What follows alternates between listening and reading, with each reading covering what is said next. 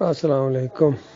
دیکھیے، علی انجینئر کی ایک جو بڑی بات سامنے آئی ہے نا، اس کے اوپر ایک تاریخی واقعہ بھی میں بیان کروں گا، اور پھر آپ دیکھیں کہ یہ کس جرم کا ارتکاب کر رہا ہے۔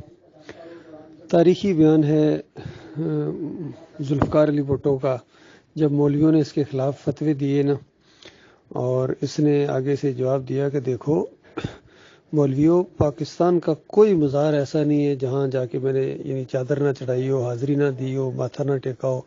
میں اس قدر دیندار آدمی ہوں، تو پھر بھی تم مجھے مسلمان نہیں سمجھتے ہو۔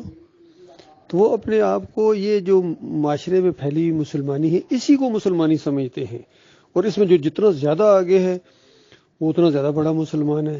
یعنی عرس کرنا، میلے کرنا، قوالی ہو رہی ہے، اور یہ چیز چونکہ ہم اس دور سے گزرے ہیں، ہم یہ محسوس بھی کر سکتے ہیں کہ ہمارے اوپر کیا احساس ہوتے تھے۔ دربار پر جا کے حاضری دینا، وہاں کوئی چڑھاوا چڑھانا یا اس طرح کا معاملہ کرنا، کتنی ایک دینداری سمجھتے تھے، پیری مریدی کو دینداری سمجھتے تھے۔ مجھے ابھی تک یاد ہے، میں جب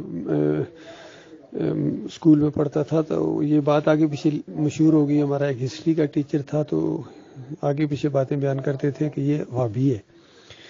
تو ذہن میں یہ آتا تھا کہ یار یہ کیسا مسلمان ہے جو عرس پر نہیں جاتا ہے، مزار پر جاتا ہی نہیں ہے، یہ کس طرح کا مسلمان ہے؟ یہ اور بات کہ اس نے کبھی خود اپنے منہ سے نہیں کہا تھا، پوری کلاس کے اندر اس نے اشارہ بھی کبھی نہیں کیا، لیکن بات چونکہ مشہور تھی تو ہمیں پتہ تھا نہ، وہ کبھی چھیڑتا تھا ان باتوں کو۔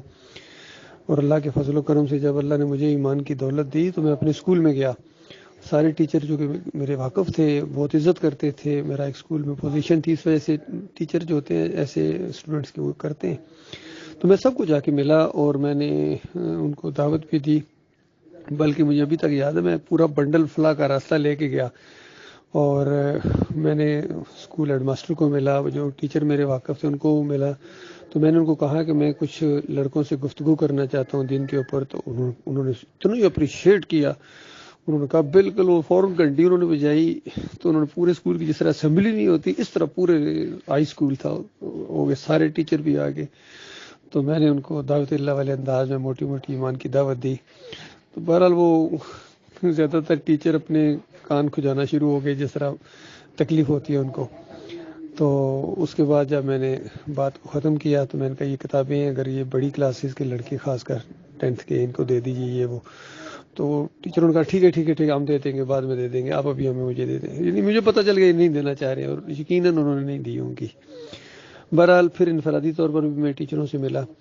وہ جو ٹیچر انصاری صاحب تھے میں ان کو ملا، میں کہا سر میں آپ کو خصوصیت کے ساتھ یہ بات بتانے آئی ہوں کہ آپ اہل حدیث تھے اور آپ نے کبھی اس چیز کی بات ہی نہیں کی، ہوا نہیں لگنے دی کہ یہ مزاروں پر جانا شرک ہے، اور یہ آج میں آپ کو دعوت دے رہا ہوں کہ یہ نہ صرف مزاروں پر جانا شرک ہے یہ، بلکہ اہل حدیثیت کے اندر بھی شرک ہے۔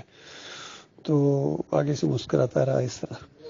تو یہ معاملہ ہے کہ یہ برائج الوقت جو دینداری پھیلی ہوئی ہے معاشرے کے اندر، اس کو دینداری سمجھتے ہیں لوگ۔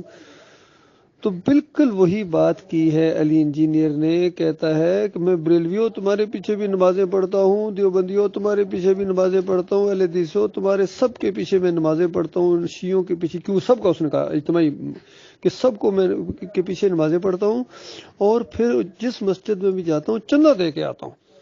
تو اس کو ہوش نہیں ہے، اس کا دماغ نہیں کام کر رہا ہے۔ بھٹو نے چلو وہ بات کم علمی کی وجہ سے کی تھی، پھر بھی مجرم ہے، اور یہ تو علم والا ہے جس کو اللہ تعالیٰ کہتا ہے کہ علم کے باوجود گمراہ کر دیا۔ اس کو اپنی آیات کا علم دیا اللہ تعالیٰ نے، لیکن اس کے بعد جن کو مشرک بھی سمجھتا ہے پھر ان کو اپنا امام بھی مانتا ہے، تو کس طرح خیر آئے گی، کس طرح وہ لائن کہاں لگے گی؟ تو یہ اس کا بہت بڑا جرم ہے، اس کو کہتے ہیں کفر بالطاغوت نہ کرنا۔ یہ طاغوت کو اپنا امام مانتا ہے، باقی بھی اس کے جرائم ہے، عقیدے کے اندر بھی خرابی ہے، اور یہ سب سے بڑی بات طاغوت کو اپنا امام ماننا۔ ایسوں کے اوپر اللہ تعالیٰ فتویٰ لگاتا ہے والذین کفروا اولیاءہم الطاغوت، کہ ان طاغوتوں کو جو اپنا امام مانے، لیڈر مانے، ان کے پیچھے نمازیں پڑھے، اور وہ ان کو راستے سے روکنے والے لوگ ہیں، کفر و شرک پھیلانے والے لوگ ہیں، ان کو اپنا امام مانے۔ والذین کفروا اولیاءہم الطاغوت یخرجونہم من النور الی الظلمات اولئک اصحاب النار هم فیہا خالدون۔ یہ طاغوت کے پیچھے چلنے والوں پر اللہ نے فتویٰ لگایا ہے۔ طاغوت تو وہ ہے ہی طاغوت ہے، وہ تو ہے ہی جہنمی ہے، اس کے پیچھے چلنے والوں کو اللہ تعالیٰ نے کہا کہ جو اس کو اپنا امام اور لیڈر مانے، یہ پیچھے چلنے والی عوام جہنمی ہے جس کے اندر یہ ہمیشہ رہے گی۔ تو یہ معاملہ ہے، اس کو ہوش نہیں ہے، بہت بڑا مجرم ہے یہ اس انداز سے۔ بہرحال دوسری بات، اللہ تعالیٰ اپنے دین کا کام جس سے لے لے، ان بریلویوں کی اور ان دیوبندیوں کی اس نے بالکل ہوا کھیڑ دی ہے، بالکل ان کی بولتیاں بھی بند ہیں۔ خیر یہ جو کچھ اس نے سیکھا ہے الحمدللہ، یہ ڈاکٹر عثمانی رحمۃ اللہ علیہ کی دعوت سے اس نے سیکھا ہے، لیکن اس دعوت پر کاش یہ قائم ہو جاتا، کتنا باصلاحیت آدمی ہے، اگر یہ اس پر قائم ہو جاتا، کفر پہ طاغوت کرتا اور کسی کی پرواہ نہ کرتا اس معاملے کے اندر، اور صحابہ کی دل کی عزت کرتا، کسی پر تنقید نہ کرتا ان شیعوں کو خوش کرنے کے لیے، تو پھر تو یہ ہیرا تھا۔ لیکن اب یہ ہیرو نہیں بلکہ زیرو ہے، طاغوت کو اپنا امام بنانے کی وجہ سے حق اور باطل کو ملانے کا اس نے حق ادا کر دیا، یقین کیجئے۔